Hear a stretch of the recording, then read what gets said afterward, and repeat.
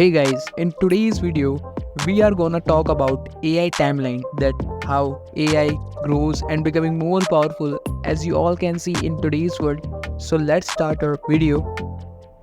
अगर basic definitions की बात करें कि AI, तो AI एक कहने को एक इंसानी दिमाग है जो कि हमने मशीन के अंदर डाल दिया है, राइट। एक आर्टिफिशियली हमने उसको इम्प्लांट नहीं कहा जाएगा, पर हमने उसको एक आर्टिफिशियल वे में एक ह्यूमन ब्रेन की तरह वर्क करने के लिए एक मशीन बना दी है ना।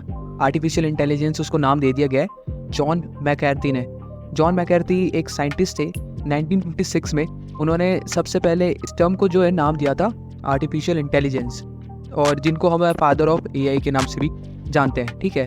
तो यहाँ पर हम बात करने वाले हैं 20th सेंचुरी की, कि 20th सेंचुरी में कैसे AI इवॉल्व हुआ, कैसे AI आगे बढ़ा। और मेजर ब्रेकडाउन बेसिकली मैं कहना चाहूँगा यहाँ पे कि 1950 से हुआ था, कि उससे पहले भी काफ़ी इस पे बातें हुई। सो अलान ट्यूरिंग नाम के एक साइंटिस्ट थे, बेसिकली वो एक साइंटिस्ट, मैथमेटिशियन, थ्योरिस्ट, बहुत सारी फील्ड में वो फेमस थे, राइट। बहुत सारी डिग्रीज थी उनके पास, काफ़ी ज़्यादा इंटेलिजेंट पर्सन थे। तो उन्होंने क्या किया था कि ना 1950 में उन्होंने ये बताया, ये पूरे वर्ल्ड को बताया कि मशीन्स भी सोच सकती है। उन्होंने ये दिया मशीन्स कैन थिंक, राइट। उन्होंने वहाँ से ये मुद्दा उठाया। सेकेंडली फिर ये सब बातें चलने लगी और भी चीज़ें फंक्शंस में आने लगी, और लोग, बहुत सारे साइंटिस्ट थे जो इस पर रिसर्च कर रहे थे। सो आगे बढ़ते हैं। आगे अगर हम बात करें 1950 से आगे 1952 से 1962 के बीच की बात करें, तो आर्थर सैमुअल करके एक साइंटिस्ट थे जो कि IBM में पहले वर्क करा करते थे। वहाँ से उन्होंने बहुत कुछ सीखा, लेकिन उन्होंने क्या किया, उन्होंने एक गेम बनाया। सबसे पहले वहाँ पर एक गेम इन्वेंट हुआ जो कि चेकर्स, जो कि मैं आपको स्क्रीन पर दिखा रहा हूँ, ऐसा दिखता है चेकर्स, आप सब जानते होंगे। प्रोग्राम लिखा गया कि इसको हम कैसे खेल सकते हैं कंप्यूटर की मदद से। सो उन्होंने सबसे पहले इसका प्रोग्राम लिखा, एंड देन 1956 में वही जॉन मैककार्थी आए, जो कि मैंने आपको शुरू में बताया वीडियो के, ठीक है। लेटर बहुत सारे साइंटिस्ट आते गए, बट यहाँ पर क्या हुआ कि एक लॉजिक थ्योरी दी गई, written by Allen Newell. Allen Newell एक साइंटिस्ट है जो कि बहुत ही ज़्यादा पॉपुलर थे। तीन साइंटिस्ट थे जिनका नाम था एलन न्यूवेल, JC शॉ और हर्बर्ट अलेक्जेंडर साइमन।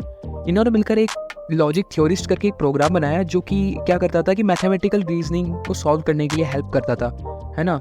सो ऐसे करते करते के बहुत सारे प्रोग्राम्स बन गए, और बाद में ये हुआ कि साइमन जो थे उन्होंने एक स्टेटमेंट दिया कि उन्होंने एक प्रॉब्लम उठाई और उसको सॉल्व करके बताया कि मैंने ये प्रॉब्लम सॉल्व कर ली है, माइंड बॉडी प्रॉब्लम जिसका नाम दिया, जिसका मतलब ये है कि AI भी नर्वल सिस्टम से बन सकती है। नर्वल सिस्टम बेसिकली एक सिस्टम पे वर्क करता है। AI बहुत सारे न्यूरॉन्स, जैसे हमारे ब्रेन में न्यूरॉन्स होते हैं, जिसके थ्रू न्यूरॉन्स क्या होते हैं, न्यूरॉन्स वो होते हैं जिसके थ्रू सारे मैसेजेस, इन्फॉर्मेशन जो हम आउटसाइड हमारे बॉडी के बाहर से जो हम ऑब्जर्व करते हैं, जो हम देखते हैं, जो हम करते हैं, वो न्यूरॉन्स के थ्रू ब्रेन में ट्रांसमिट होती है इधर से उधर, राइट। सो उन्होंने बताया कि हम AI के अंदर भी एक नर्वल सिस्टम बना सकते हैं जिसके थ्रू AI भी एक ह्यूमन ब्रेन की तरह वर्क करेगा। सो आगे बढ़ते हैं, अब पहुँचते हैं 1965 में।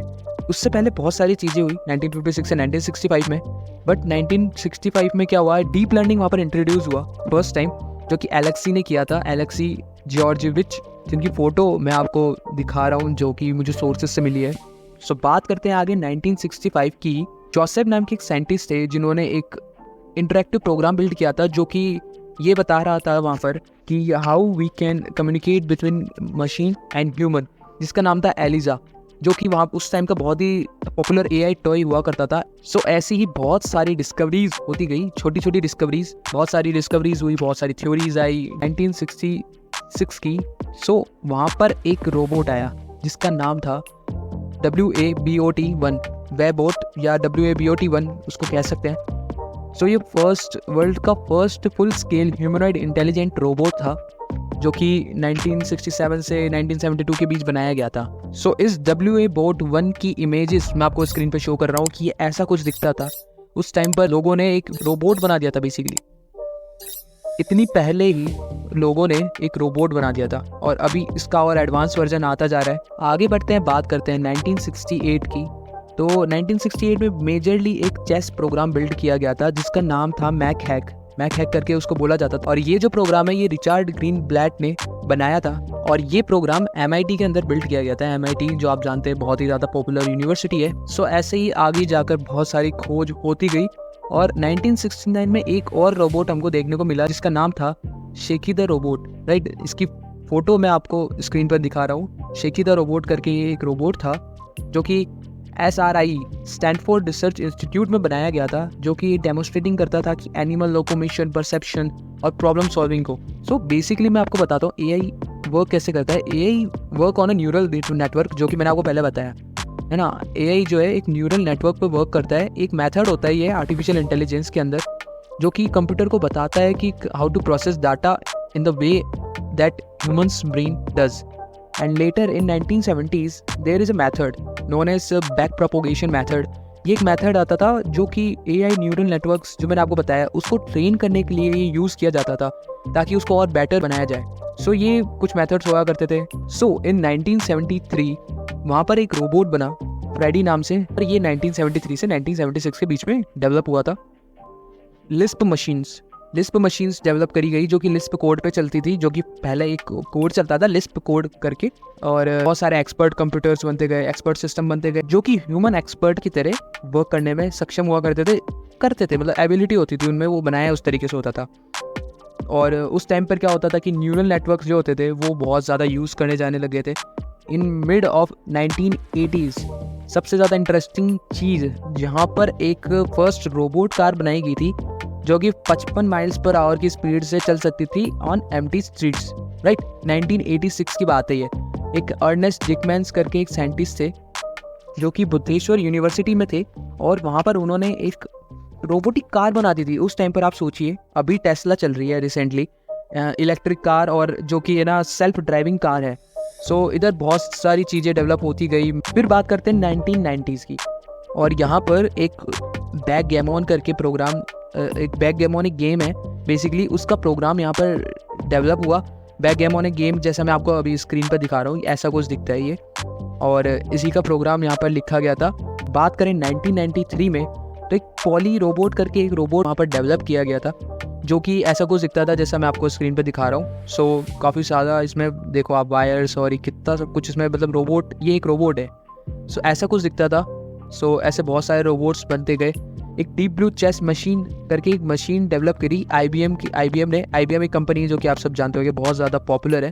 वहाँ पर उन्होंने डीप ब्लू चेस मशीन एक डेवलप करी जो कि वर्ल्ड चेस चैम्पियनशिप में एंटर हुई, और पहली ऐसी मशीन बनी जो कि किसी इंसान को इसने मतलब बेसिकली एक चैम्पियनशिप में हराया था। यहाँ पर एक फर्स्ट रोबो कप भी हुआ। इसकी फ़ोटोज़ मैं आपको दिखा रहा हूँ जैसे स्क्रीन पर। यहाँ पर एक रोबो कप हुआ, बेसिकली फुटबॉल कप जो आप देखते हैं फीफा वर्ल्ड कप, वैसे एक रोबो कप हुआ सॉकर का, और रोबोट्स के द्वारा खेला गया था ये, जिसमें 40 टीम्स आई थी, 5000 स्पेक्टेटर्स थे। और यहीं पर 1997 में ही एक ओथेलो प्रोग्राम, ओथेलो एक गेम होता है जो कि मैं आपको दिखा रहा हूँ, ऐसा कुछ दिखता है और आपने देखा होगा बेसिकली ये। और इसके अंदर भी एक प्रोग्राम बनाया गया था, कंप्यूटर प्रोग्राम ओथेलो का गेम बनाया गया था, जिसने वर्ल्ड चैंपियनशिप में ताकेशी मुराकामी को 6-0 से हराया था। ये एक वर्ल्ड चैंपियनशिप प्लेयर थे उस टाइम पर। एंड इन लास्ट 1999 यहाँ पर एक AIBO करके रोबोट बना था, सोनी ने इंट्रोड्यूस किया था। सोनी, आप बताइए, सोनी पिक्चर्स जो है, सोनी ने यहाँ पर इंट्रोड्यूस किया था इस robot. So thank you for watching our video, and अगर आपको वीडियो कुछ इन्फॉर्मेटिव लगी हो तो please don't forget to hit like, share and subscribe button, and stay tuned for our next video.